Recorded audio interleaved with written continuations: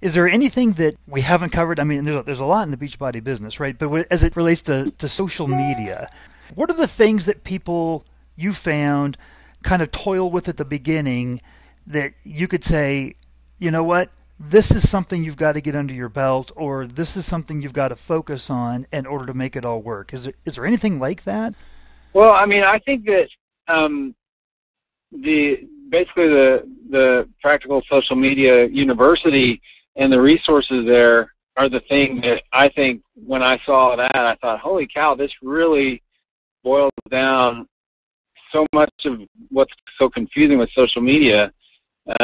And so, I think just plugging in with that group is probably one of the single best things that you can do, because, otherwise, there's so much out there. It's like, okay, well, how do I make any sense out of using Twitter, or how do I coordinate that to Facebook, or how does any of this stuff effectively point people to my blog, or it's hard to understand why any of that will work, or how to actually build any momentum towards that unless you're seeing how it's working for other people.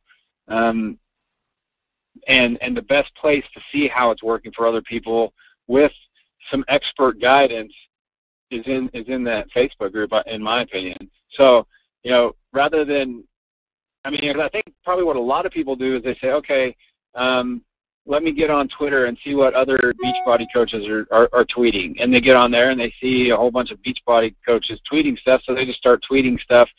And there may not be a whole lot of a plan there. There may not be, they quickly lose sight of, targeting their niche, or, having a strategy that gets people, back to important sections of their blog that are going to help convert them.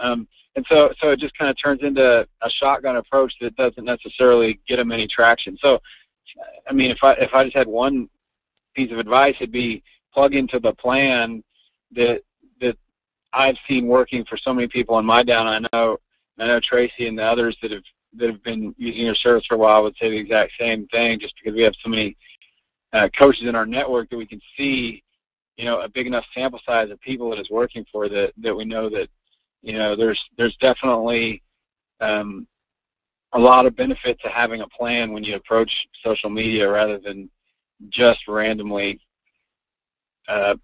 being, it's not about who makes the most tweets or who makes the most status updates. It's about having a plan for when you do it and how it's going to be effective when you do it.